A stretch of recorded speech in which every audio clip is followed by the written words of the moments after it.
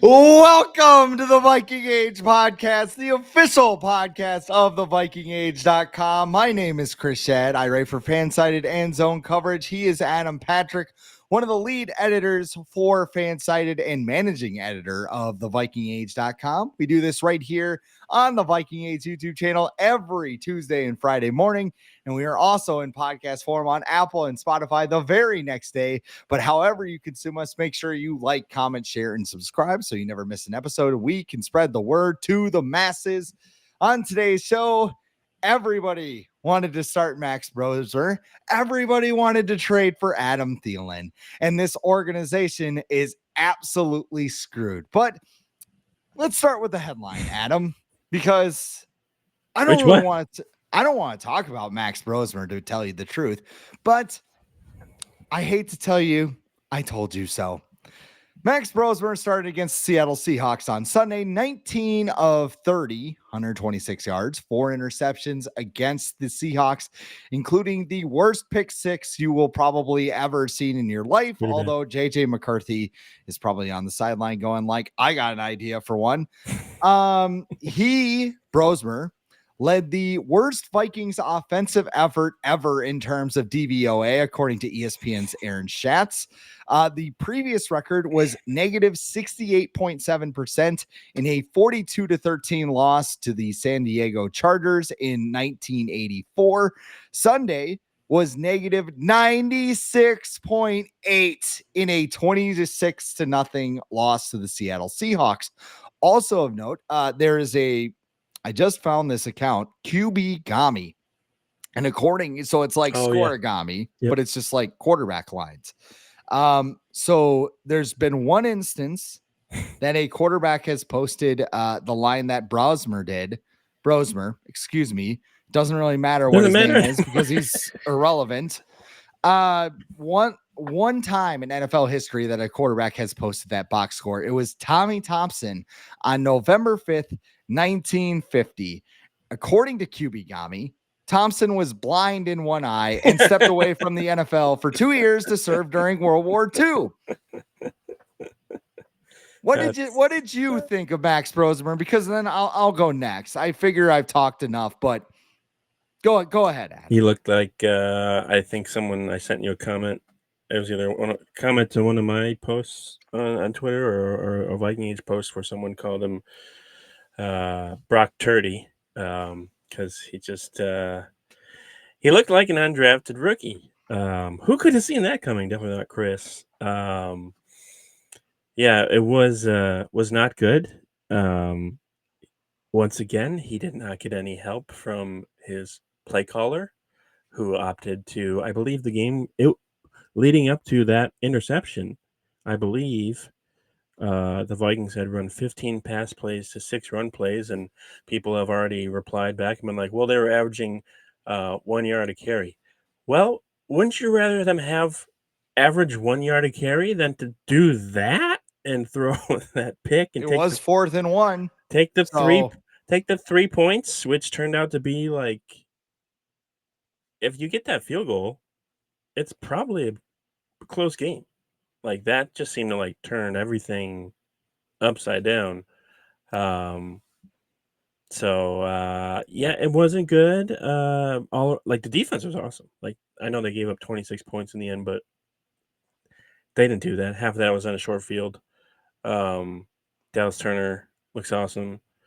Van Ginkel, I saw somebody posted that Andrew Van Ginkel knew that Sam Darnold was going to throw when he was going to throw it, and Sam Darnold knew that Andrew Van Ginkel knew that he was going to throw it, so he waited for Van Ginkel to go by, and then he threw it, or else he was going to have a pick six there in the end zone.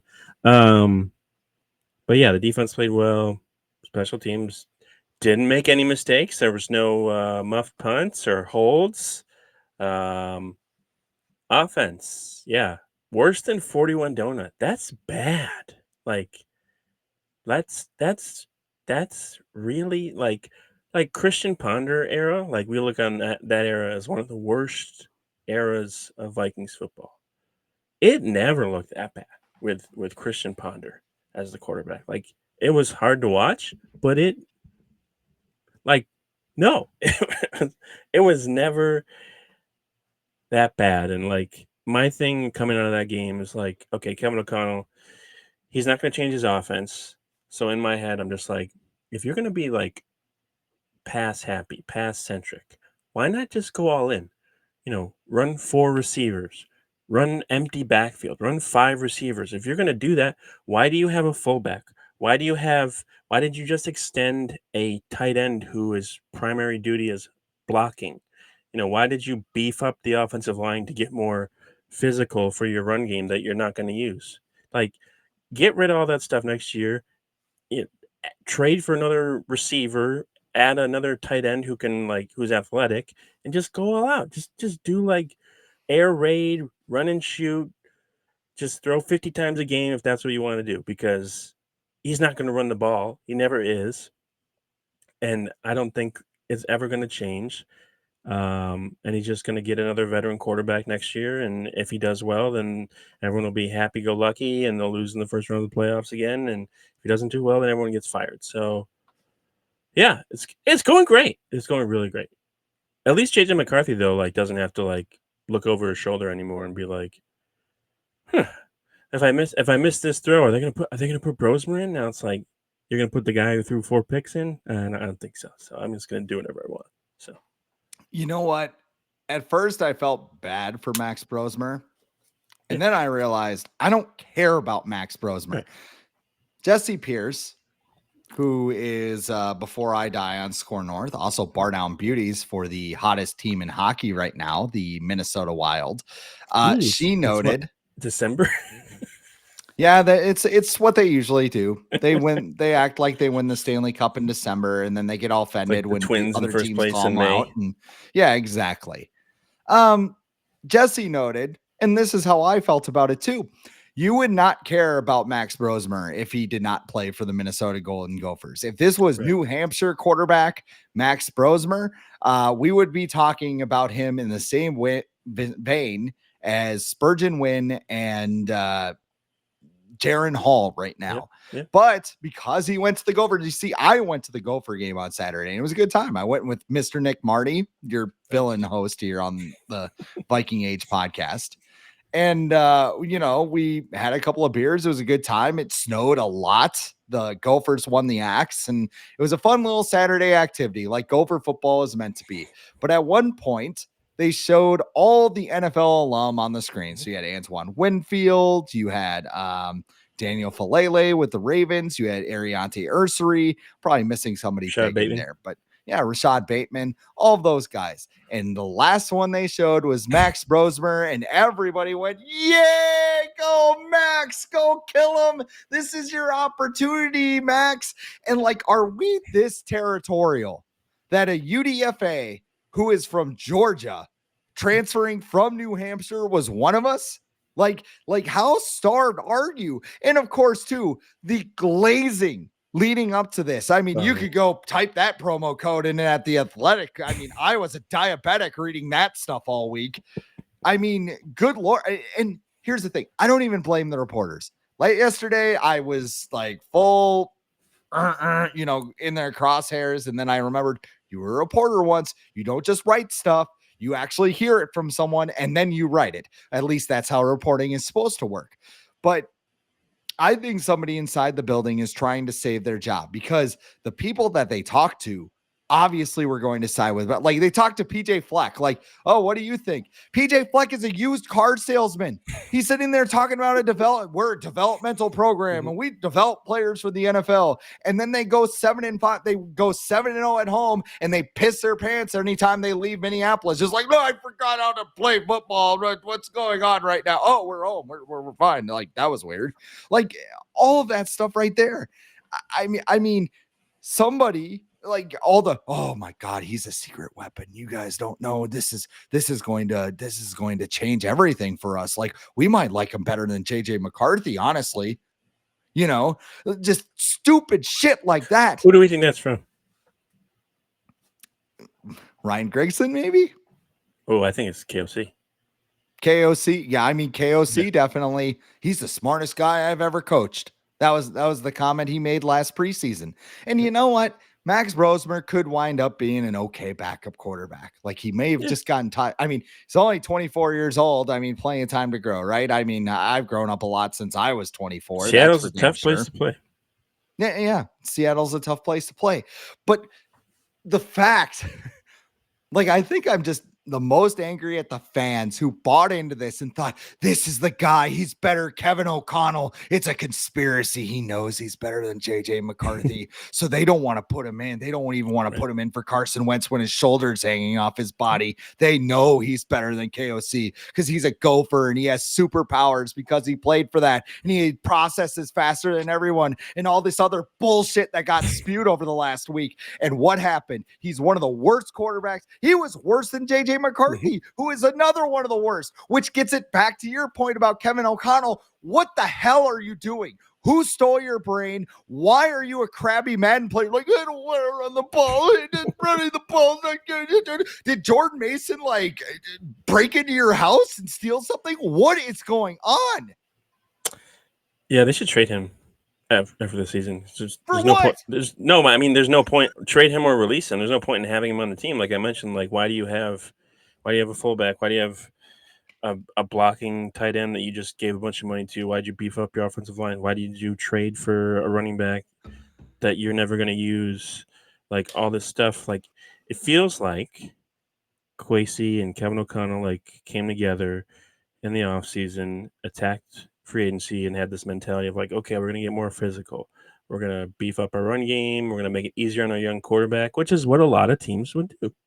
That's the strategy they take. But Kevin O'Connell doesn't run the ball. So as soon as you get to the start of the season, he's going to, one carry for, a negative yardage. Kevin O'Connell right away is going to be like, oh, okay, we're done. We're not succeeding. We need to throw 20 more times before we pass the ball. Like, and they brought back Aaron Jones. Like, why are you paying these running backs so much money to not use them? But you were talking about Kevin O'Connell there and PJ Fleck, and in my head I'm thinking like Kevin O'Connell would be a pretty good college coach. Like, Sure. the way he talks, like coach speak politically, I could see him going in some kid's living room and being like, "Oh, we think your kid can be like the best quarterback in the nation. He's gonna go to the NFL." Gets that kid in his building or whatever and benches him for 4 years or whatever. But like, and he can run his kind of offense in college too. Like, pass 50 times a game. Go in the is it even the Big 12 anymore? Is the Big 12 around?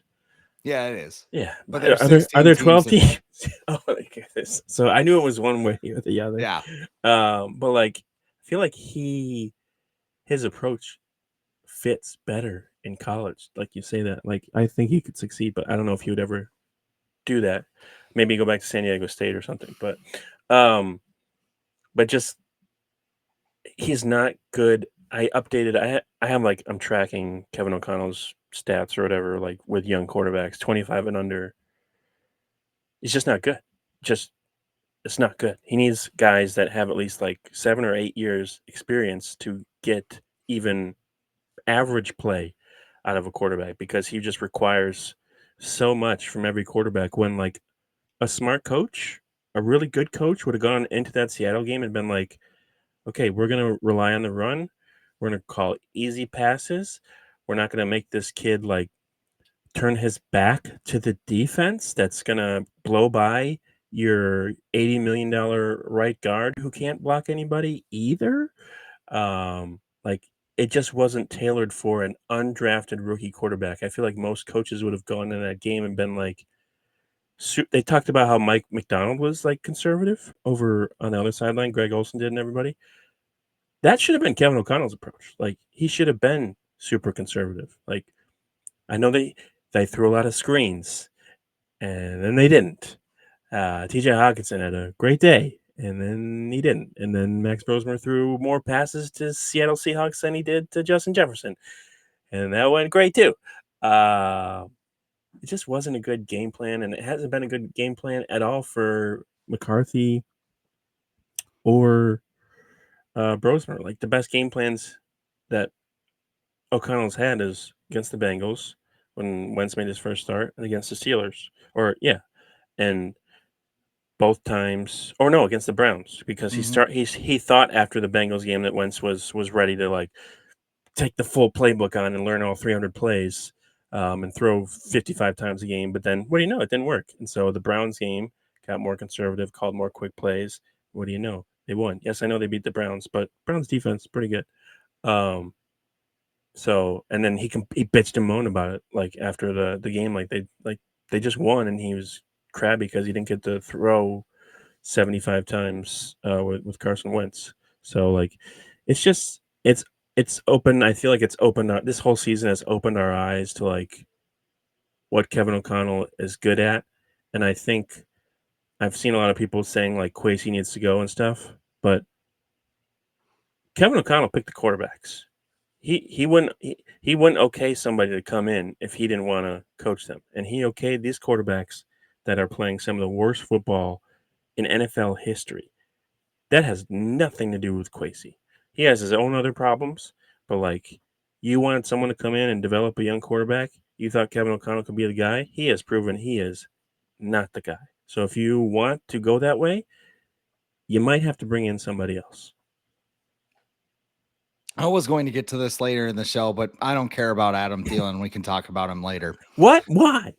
Oh, well, we'll get to it. We'll get to it. I'm not going to dive Did you know into he's from it Minnesota? Right now. I've heard. Yeah. I've heard. You know, I think I am angry right now when it comes to this team. Like, I was angry the last 2 weeks. Like, by the way, we didn't have a show because Adam was Mr. Mom again last week with his kids being off from school. Oh yeah. Well, my wife was home, but I just didn't want to. They were home, and I didn't want to have special guests on the podcast. So.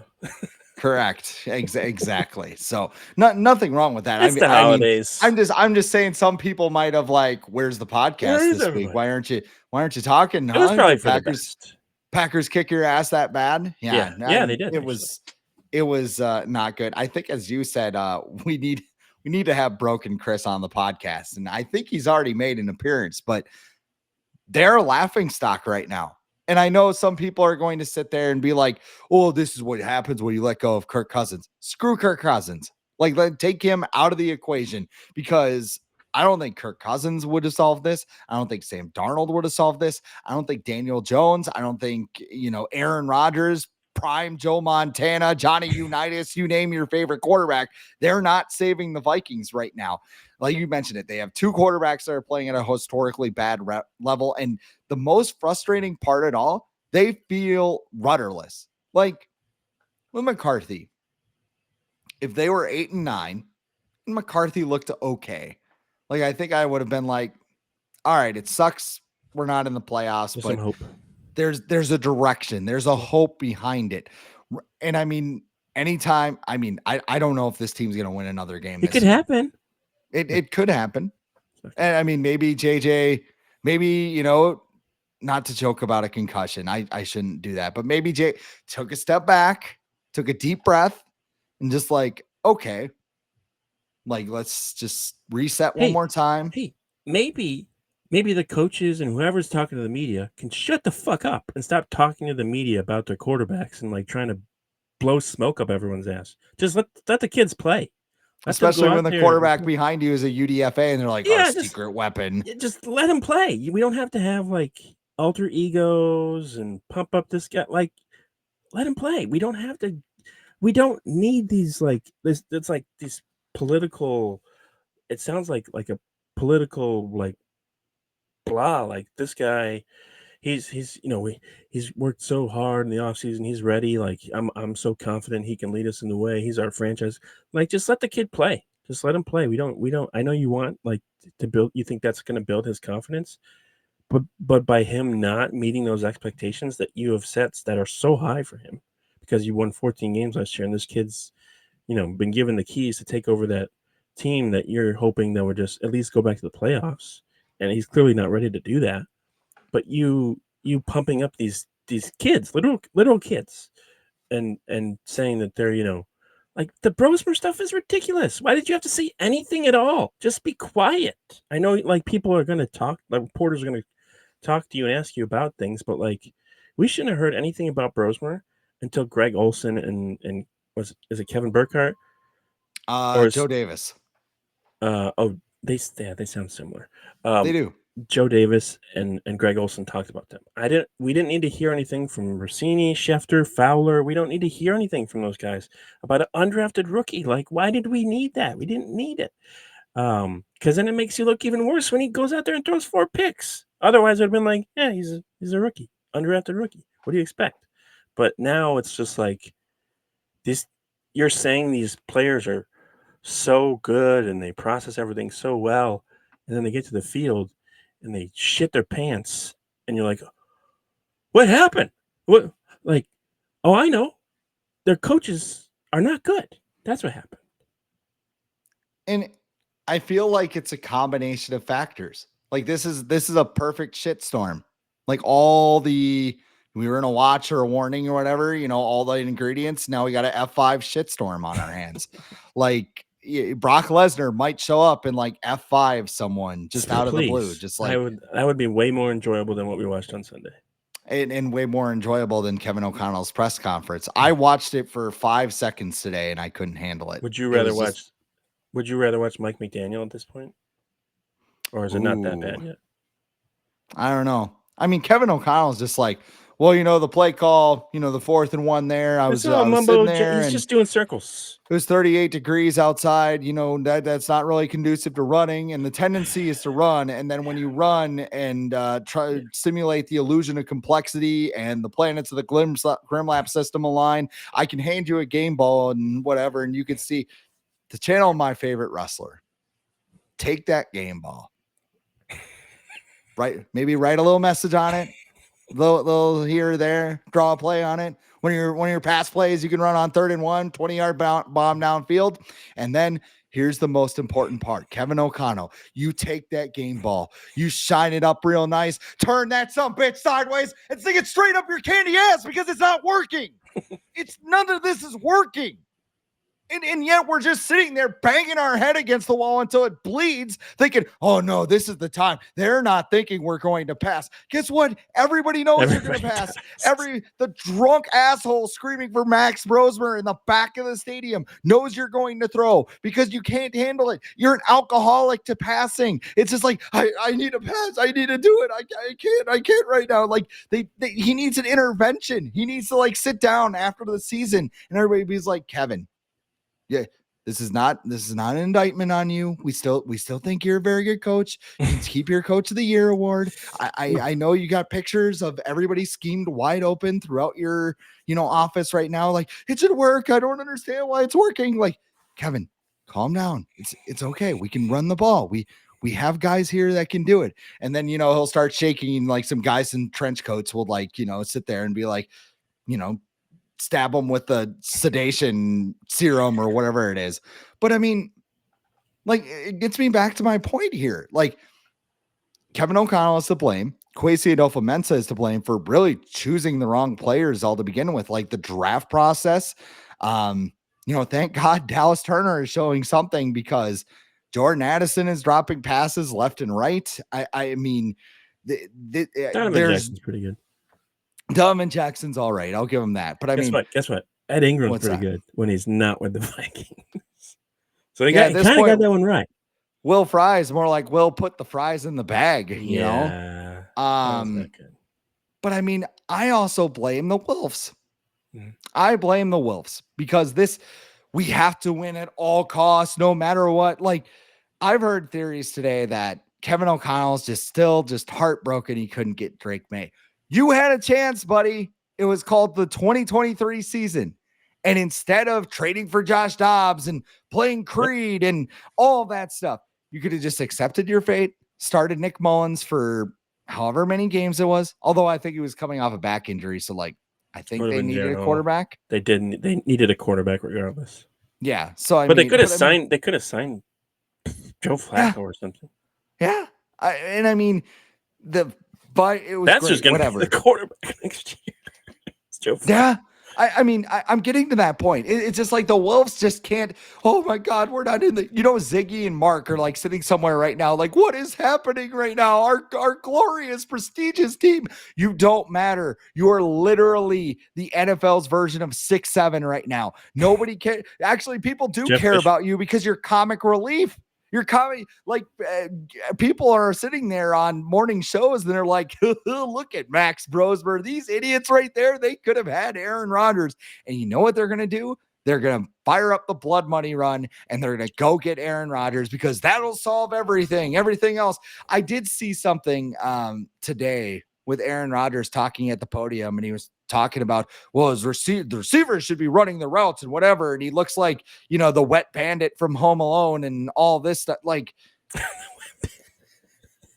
I was actually called the dumbass of the day by some random Twitter guy. Congrats. And it made me feel accomplished today, to be honest, because I said I would just take the year off if Aaron Rodgers was on my team.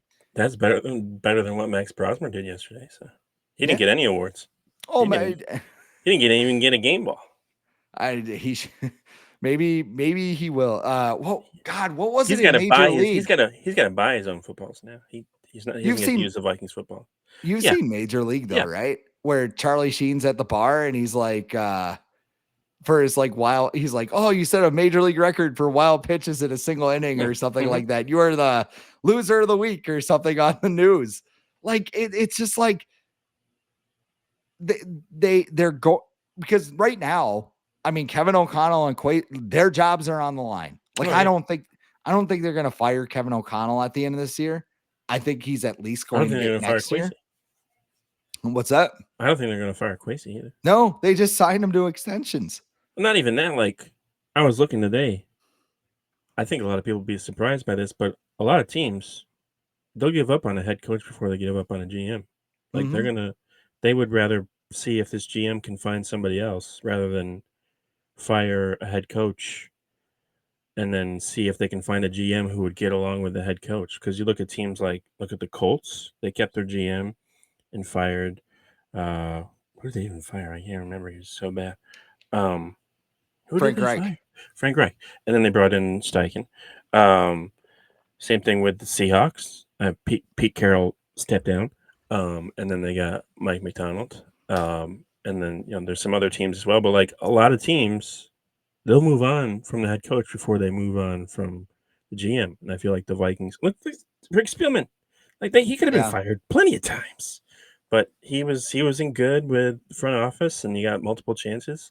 So like, do you feel like Kwesi is good with the Wolves though? Because I don't. Like that's just the vibe I get. Yeah, like I can't. I think they love Kevin O'Connell, but yeah, I mean, everybody does because he's just Mr. Happy-Go-Lucky guy. But like, well, not now, but like, we don't know behind the scenes what's going on. Like what Kwesi says to the front office, what Kevin O'Connell says. Like Kevin O'Connell came in, gave this spiel coming in that he's the quarterback guy. He's gonna build up the quarterback, and Kwesi supplied him with the quarterbacks that he handpicked.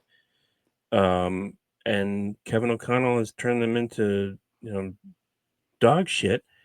So I'm not really sure what's to blame for Kwesi there. And then like, I feel like Kwesi went along with Kevin O'Connell's idea because it was clear he wanted to beef up the offensive line and get physical in the trenches, like he talked about in that final press conference in the playoff loss to the Rams. So he already had that clear intention. So Kwesi and everyone put their heads together to help out what Kevin O'Connell wanted. So now when they fail, it's Kwesi's fault.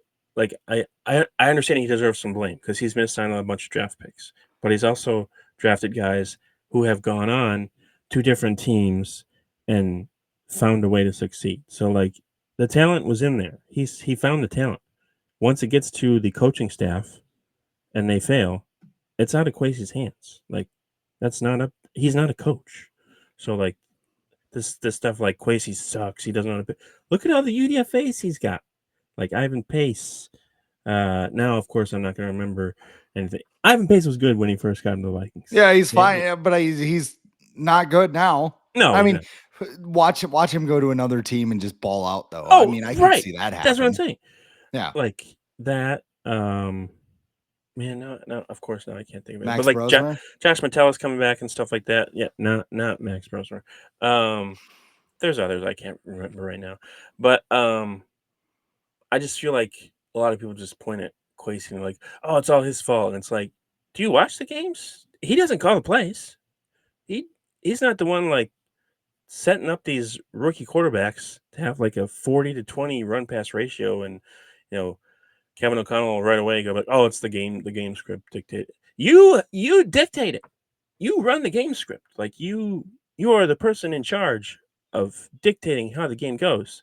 And 9 times out of 10, you're going to pass on 3rd and 1, 4th and 1, 4th and inches. Like I don't even think we've seen a 4th. Is there even 4th and inches anymore? Do they even do that? Like, when's the last time we saw that? I think so, but like It's just 4th now and they 1. have the virtual Yeah, measurement I that haven't takes seen that in 20 a while. minutes.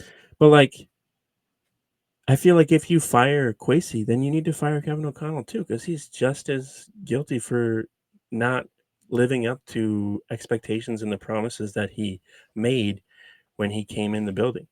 So, yeah, I think both will stick around, but I think the pressure's on Kevin O'Connell more than it is on Kwesi. This draft coming up is important. Yes, this offseason is important.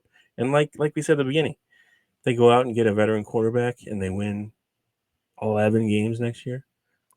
Nobody cares. They're both back. Like, is that going to be their priority now this year, this offseason, instead of like actually trying to build a long-term contender? Yeah, I think it is. And that sucks because the Vikings fans are never going to see a team win a Super Bowl if that's the approach. So maybe, yeah, ownership, it's not going to happen under this ownership. And that sucks because I think they're good owners. Like you look at a lot of teams in a lot of sports, they would kill to have ownership like this. But their approach, like,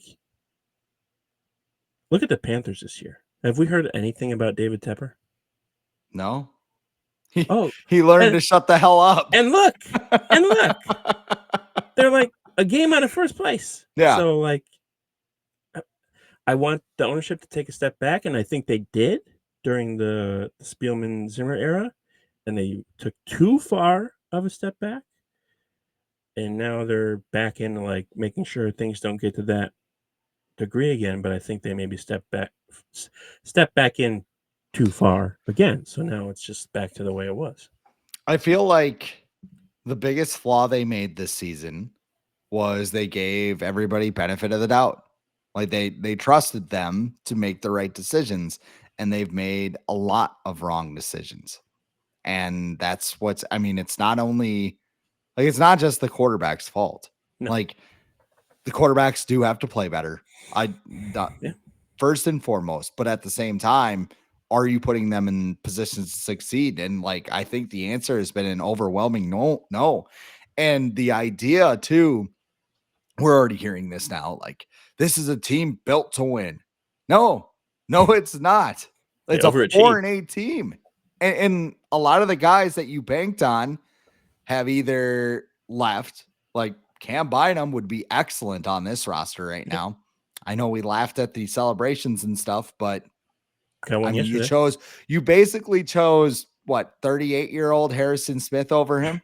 Yeah. And like, here's the other thing too. Like sometimes I think the Vikings, they make moves based on, well, we don't want to be hated by the public. Like, okay, I don't want Aaron Rodgers on this team, but I think there's going to be a rumor next year that end of the month.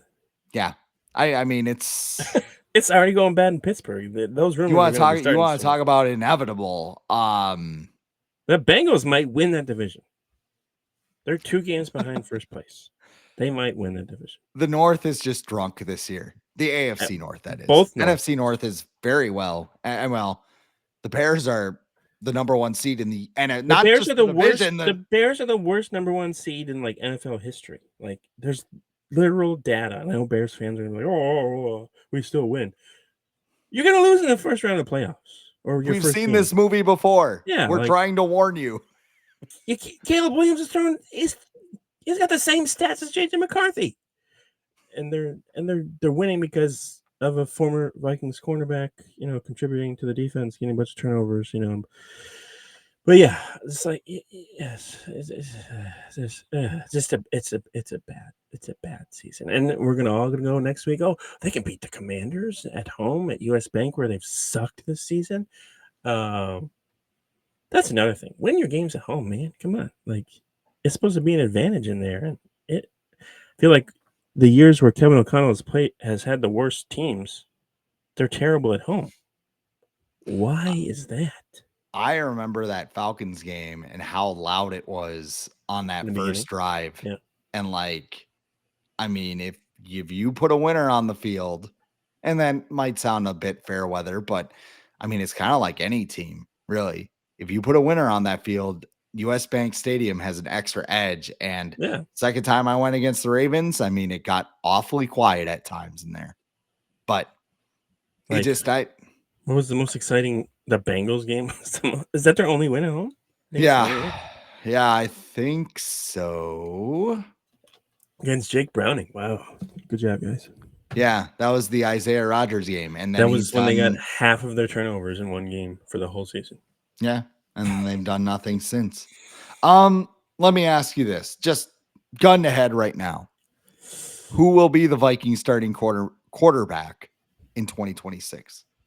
Oh, I was thinking about this today. I think Aaron Rodgers has the lead. I think that's just inevitable. It's got the far path. He gets to play indoors. He knows And the that's so division. lazy. It I is. mean, It it's is. late. As wrestling fans, we would call that lazy booking. Yeah, he knows the Like, division. He can go back to Lambeau. Like there's a lot more involved in bringing him to the Vikings than just plain old just signing Aaron Rodgers because he's a veteran. He's also buddies with Kevin O'Connell. They go back way. He's California kids. I do think this. I've heard a lot of things about Mac Jones, but I do think the quarterback to keep an eye on for next year for the Vikings is Kyler Murray. And you laugh, but I feel like I'm not saying he's going to be good, but I feel like certain people feel the same way about Kyler Murray right now that they felt about Sam Darnold before Sam Darnold was able to turn things around with the Vikings. Like sometimes you just need a change of scenery. Kyler Murray, him getting to play indoors, him getting to throw to Justin Jefferson, Jordan Addison. Like, actually, I don't know if that matters anymore because they can't catch. At least Jordan Addison can't. But like Kyler Murray, his contract's like it's winding down, so it's not as expensive as it used to be. Like they could trade for him and then get out of it the year after. So that's a quarterback where I feel like he could come in. Kevin O'Connell could like tweak some things or whatever, does whatever he does with veteran quarterbacks, and then get him going. But the thing I worry about him is injuries because he's not that big of a guy and he gets hurt quite a bit, which isn't good in a Kevin O'Connell offense when you have to drop back 11 steps before you can fire the football. So that's I think Kyler Murray is probably someone they would look at before a Mac Jones because I don't so think why would the Niners give up Mac Jones? Yeah, he's the perfect backup. Right. Why would they give that up? Unless someone gave him a first round pick, then fine, go ahead. But like, no one's giving them that. I'm looking at Kyler Murray's contract right now. Yeah. And let's see here. If the Cardinals were to trade him, okay, They so free the up a lot of Cardinals, money. it's 28.6 million, which actually isn't as, or no. Next off season, it's 17.9 million, which is still a lot, but it's not like, Not oh for my him. God, Fine. Yeah. crippling. He's 28 years old. Let's see here. His cap hit for next year is 36.8 million. So you'd probably have to do, but like you said, he's got no guaranteed money after next season. So he'd probably be willing to work out a deal. I don't know. It all depends on. But this is where we are. It sucks. Because, well, yeah. And like, that's the type of quarterback, though, you bring in to compete with JJ McCarthy. Although I feel like if they bring in a veteran like that, JJ McCarthy's not getting the job. He's going to be a backup. Like, does JJ McCarthy need to sit for 7 years before he's able to be good with Kevin O'Connell? But like, there's him. I saw one of our writers on the Viking Age throw out Geno Smith, and I'm just like, I want nothing to do with that. I don't. No. I don't. I like. He had one good year in Seattle. He's better than he was when he was younger, but I don't know. So I feel like Kevin O'Connell could hypothetical. get something out of him, but it's just I don't want that. Here's the hypothetical. What if JJ McCarthy looks functional in these final five? I don't think you can trust him as your number one. But let's say he does plays functionally. He like doesn't You throw got to bring in, fastballs all the yeah. time. You got to Who bring do in you bring in someone. though in that scenario? If you want to have him compete, because if you trade for Kyle Murray is going to be the starter. You know what I'm saying? Yeah, yeah. Like, Marcus is that the Mac Jones or Marcus Mariota? oh my? Mary. How did Collinsworth say that? Mariota? Is there a Daniel Jones type guy out there? It might be Daniel Jones himself, the way Justin things are going. Fields? Ugh. No. Like, there's got to be some, like, you need, if you do it that way, I Joe think you need to Flacco, I find someone with some guess. upside. But he's almost 50. I know. It just, it's all pointing at Rodgers, man. And I hate It it. is. I hate it. And like I said, too, I mean, here's the, I wouldn't cheer against the Vikings, but I think I'd just be neutral and just, all right. Yeah, if they won, I feel like both of us would be like, if they won the Super Bowl, we'd forget all that stuff and be like, and then, but like, I feel like the likelihood of that happening is way lower than the likelihood of everything blowing up in the Vikings' face, Aaron Rodgers destroying that locker room, and Kevin O'Connell and or Kwesi getting fired. So like, do you want to take that chance with that, or do you want to take their chance with someone who's probably not going to mess up your whole locker room, but maybe not have as much upside as someone like a Rodgers who can just come in right away? Also, he's been getting banged up a lot. So like, what's the guarantee that he's like, he tore his Achilles and then he broke his wrist or something, and then he just got slammed into the turf, like he's got a bloody nose or whatever. So like, it's not like he's the most durable quarterback either. But I don't know, man. It's we're gonna have a lot to write about this year, so I am looking forward to that. But I don't know. I just wanted this young quarterback, to work out, and I wanted a vision to be fulfilled. I I just wanted wanted like, some sort of optimism, like you said. Like, yes. I wanted some sort of hope. Like, okay, they're heading in the right direction. I think they're heading backwards right Mm-hmm. now. So I think that's the most deflating part about this season is like, there is no hope. There's no optimism for what's coming up in the future. They're gonna sign a bunch of players so that they don't suck next year and they win 9 or 10 games and they sneak into the playoffs and save their job for another year. And I don't think that they'll probably never do this again with this regime where they, draft a young quarterback. Like, I don't want them to at this point. I don't trust them to do that. So yeah, this sounds like a funeral. And they won It 14. is. They won 14 games last year. Yeah. But like, I mean, they can never sustain it. there's also, you could be in the Commanders' position now, which is the team they're playing next week.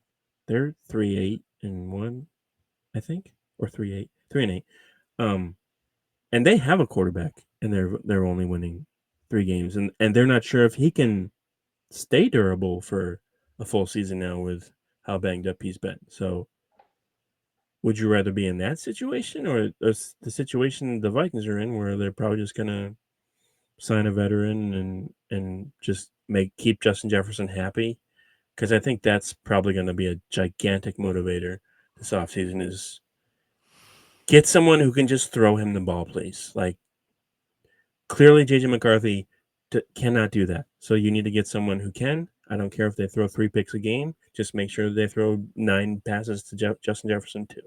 So I think that's going to be a big priority in the offseason, whether that's a good thing or not. I'm also looking at at Tankathon's mock draft, which really means nothing at this point, but it's just kind of 11 pick the Vikings have? Yeah, the Vikings are 11th right now as of Tankathon's mock, which again means, I just use this. Who are the players I should be paying attention to right now? Mansoor Delaney or Yep. Delane, whatever his name is, Cornerback. corner out of LSU. Yep. I've seen the defensive tackle from Clemson a lot too. Right. Yeah. That's the other thing too. guys, Like, Ruben does it Payne matter who they Jr. from pick? Miami. Does it matter That's who just it. It's like none of these guys excite me. It's just like, I don't know, man. I don't know. Well, you know what? Like, no matter who is like playing, is the Vikings' future right now more dire than the Jets? Like, do the Jets have a better direction than the Vikings?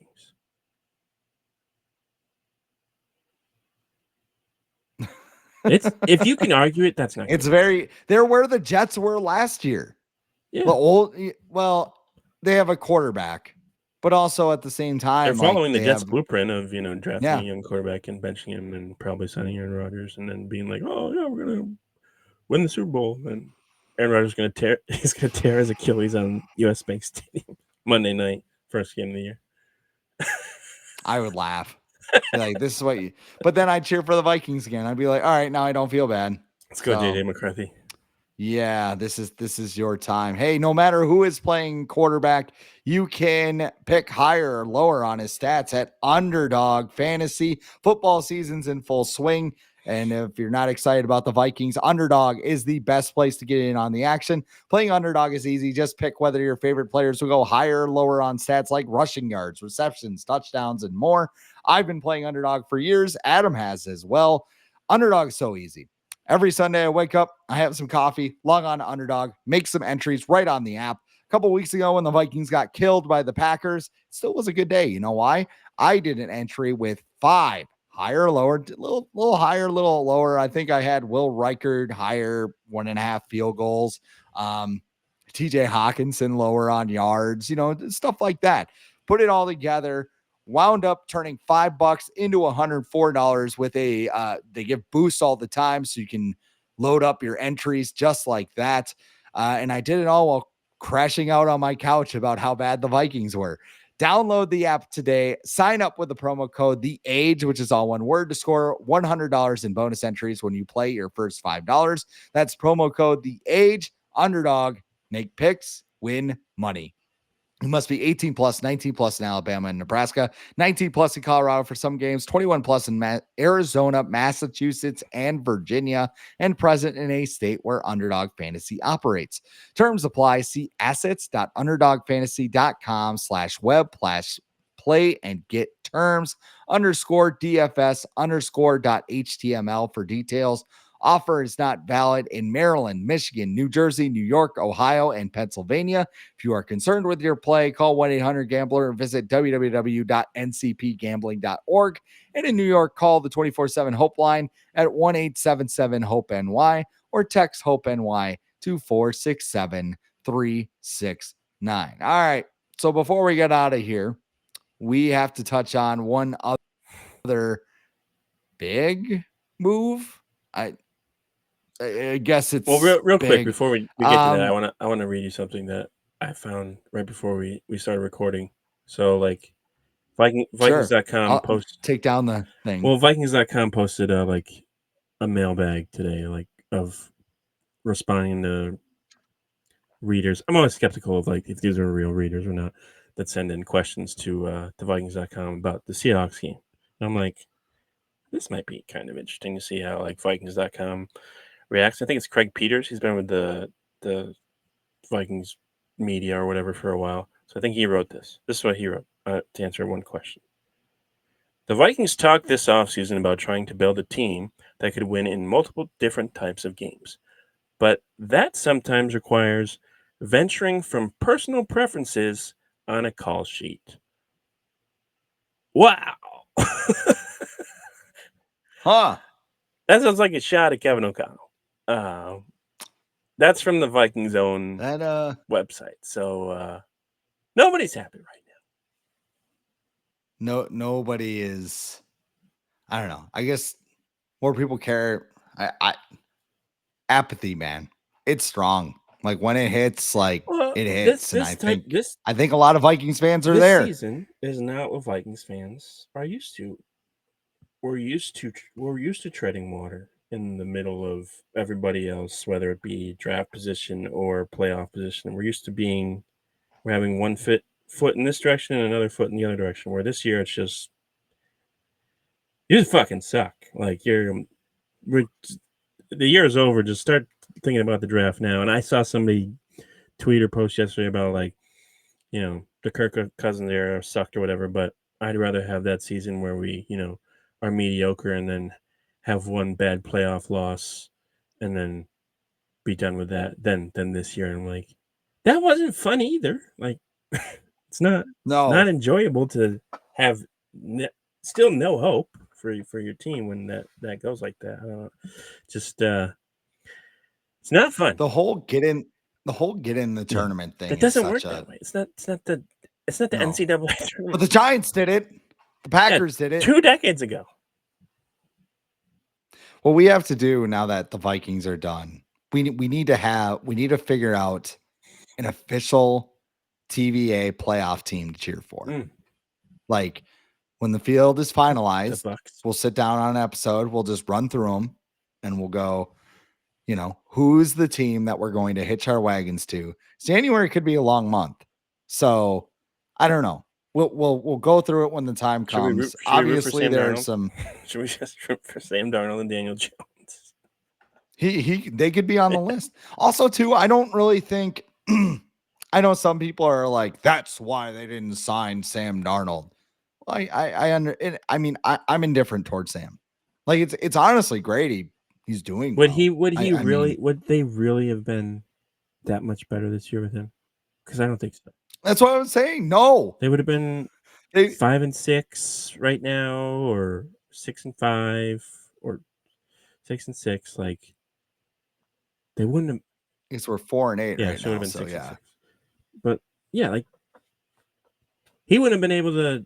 He probably would have been knocked out of a game by now. Like with the way the offensive line has been in shambles. Like he doesn't muff punts. He doesn't not create turnovers on defense. So like, I don't really know that they would have been, even with Daniel Jones.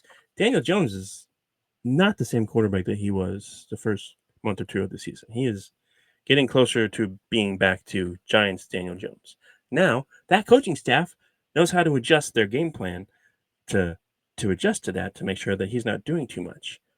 Kevin O'Connell doesn't know how to do that. So, yeah, and then it was just hilarious yesterday when that new report came out that the Vikings actually offered Sam Darnold like basically the same contract as the Seahawks. Oh, how convenient this comes out the day of that you're playing the Seahawks. You know what you could have done to like stop that? Win? Franchise tag. Oh, did you suggest that? Just franchise tag him a year. Did you suggest that? Wait, are you having second thoughts? Oh yeah, that's right. Yeah. I don't think you're allowed to. I don't think you're allowed to do that. Twitter jail for me. Twitter jail for me. I was also thrown in Twitter jail at one point this season because I dared suggest Adam Thielen was a bad trade. And lo and behold, Adam Thielen was inactive yesterday and released today. He was a healthy scratch against the Seahawks, asked for his release on Monday morning to finish his career with a contender.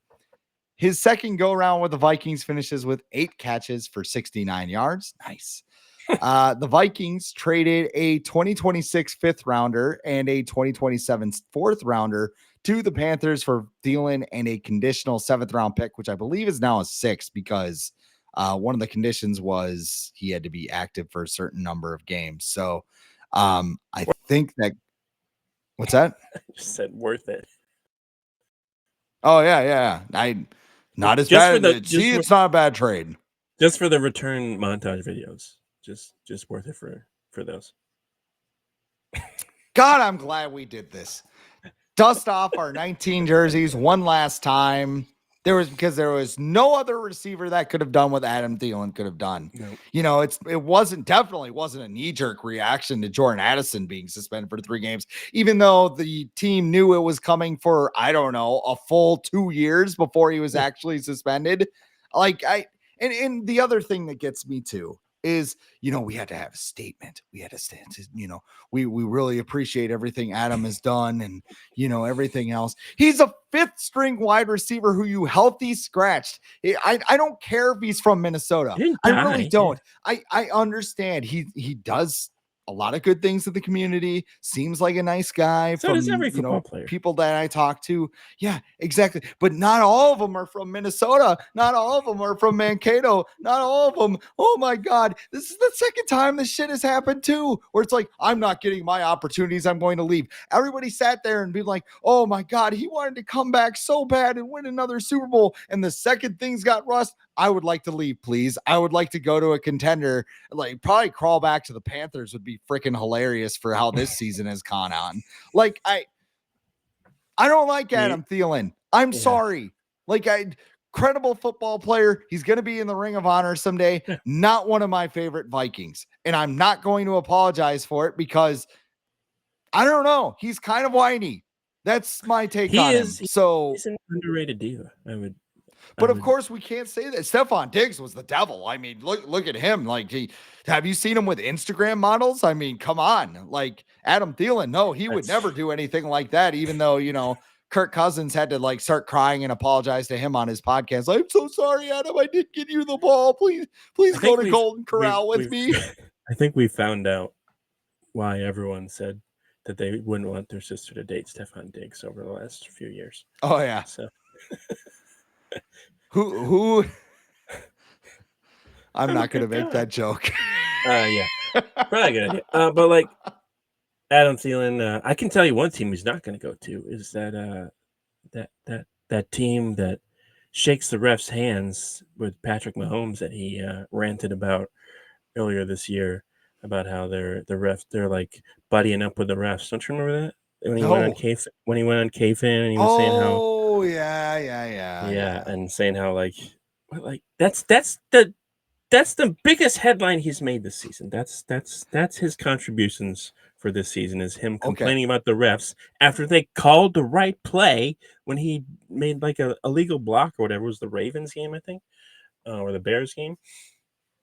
But yeah, he's not good.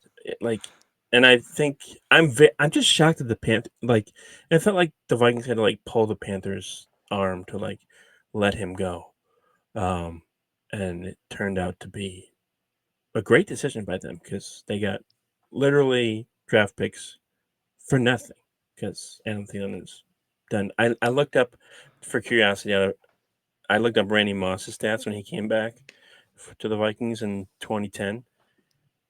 Just slightly better than Adam Thielen. I think he had 13 catches for 170 and 2 touchdowns, but not that much better. I was going to ask whose return was better, Adam Thielen this year or Randy Moss in 2010? Oh, Randy Moss. He at least caught some touchdowns. He had that moment on Monday Night Football with Favre through the 500 touchdown, and he also had the I wouldn't feed this food to my dog moment, so that was good. I was about to say that's the one thing that was missing. I mean, shaking hands with the refs, pretty good quote is not, I wouldn't feed this shit to my dog. Yeah, is he going to still go? I know he had a weekly appearance on that radio station. He's still doing that? He's going to do that? Probably. You're always welcome, Adam. You're one of us.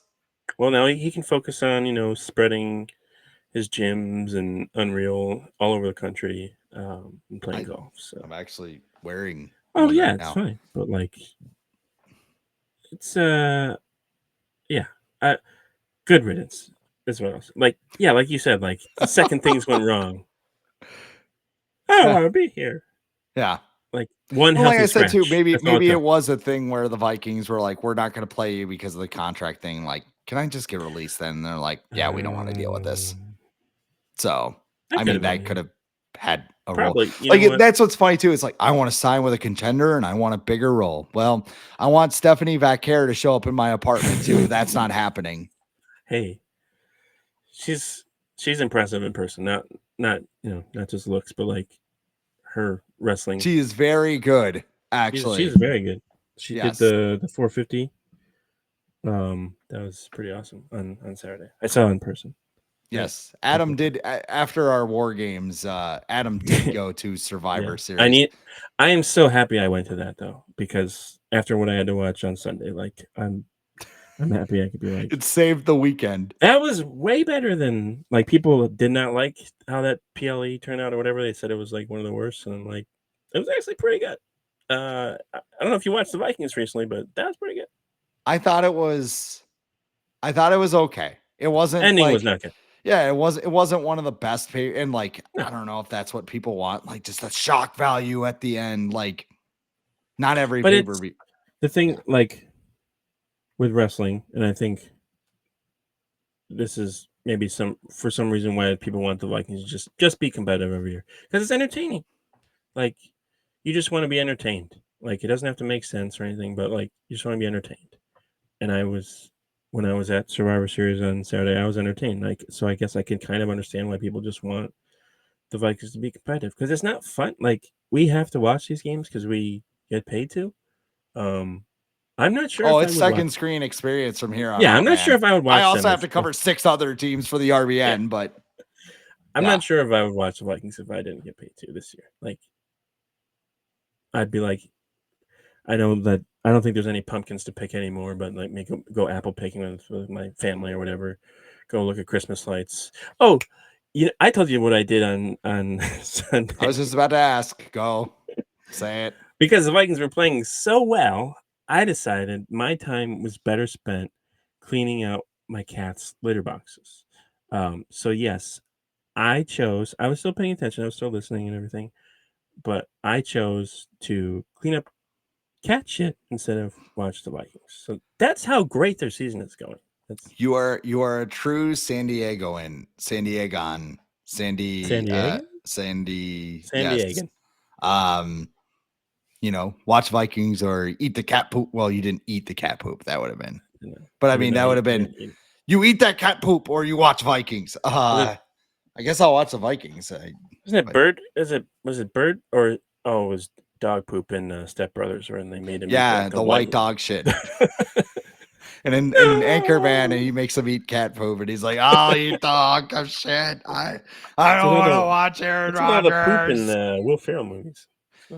Oh, great. Hey, here's an alternative. Maybe you don't want to watch the games. Maybe you just want to read about it at the Viking Age. What's going on over there, Adam?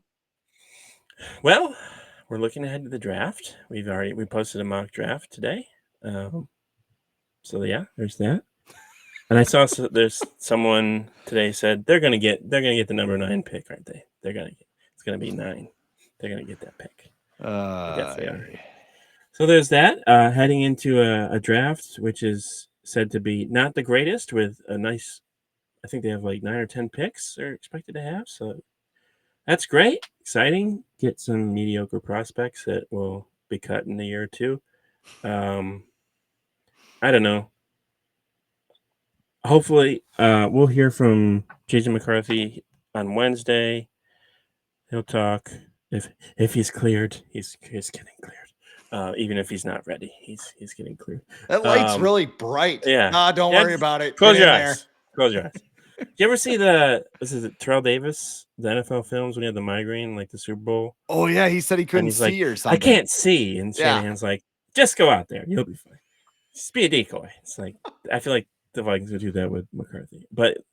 And then the most important one is Justin Jefferson speaking on Thursday. So keep an eye out for that. We'll probably be covering that because he did not talk to anybody after the game yesterday.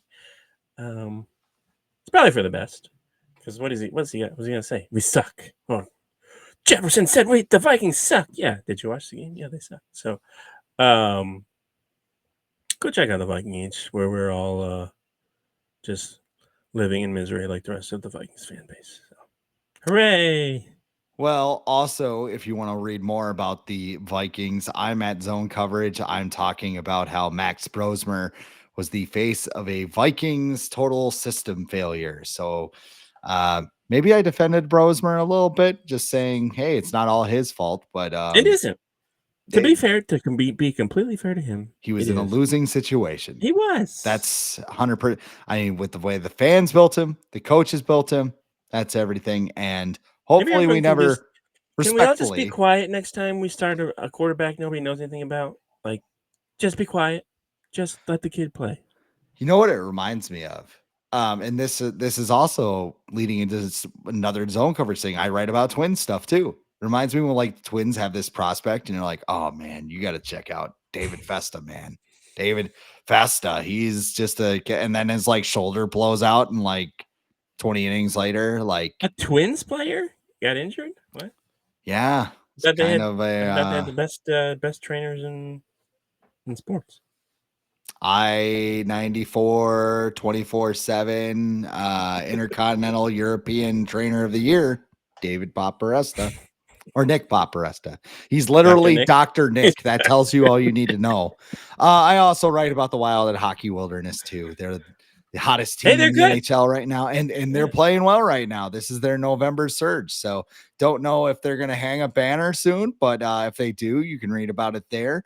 I'm also at the FanSided RBN network. You can keep up with, if you just want to hate watch the rest of the NFC North the rest of the year. I write about the Packers at Dairyland Express. I write about the Bears at DeWindy City, and I write about the Lions at Detroit Jock City. Lions circling the drain. They're fighting for their playoff lives. Didn't see that one coming. You did though. So that's pretty good. Yeah. Bears and Packers on Sunday too. Yeah. Is that a primetime game or no? I don't know. I don't think so. It should be.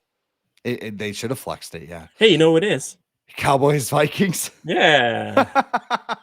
I was like, they should flex that. And I'm like, they're not flexing a Cowboys game.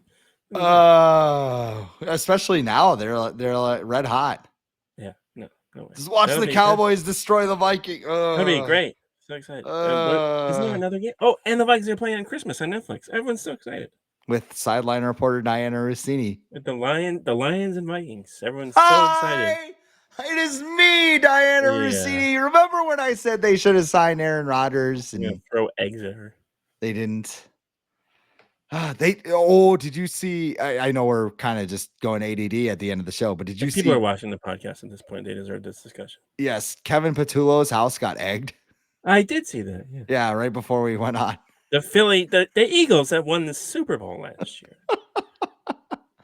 I would take what is it, 8-3 record and egging our OC's house right now over what we've seen, but and they lost to the Bears. It's not like they lost to a bad team. I mean, the Bears are not as good as their record is, but yeah, they're doing pretty well out there. They're pretty good. Yeah, I will give them that. They are pretty good. Are they the best team in the NFC? I thought the Rams were. They lost to the Panthers, but so nobody wants it. Who knows? Nobody wants it. Seahawks. Leaner, meaner, greener. Anyway, this is the Viking Age podcast, the official podcast of the VikingAge.com. I am Chris Schad at The Real Chris Schad. He is Adam Patrick at Adam Patrick NFL. We do this every Tuesday and Friday morning right here on the Viking Age YouTube channel. We're in podcast form on Apple and Spotify the very next day. However you consume us, though, make sure you like, comment, share, and subscribe so you never miss a new episode, and we can spread the word to the masses. For Adam Patrick, I am Chris Schad. 4 letters, 1 word. Skull.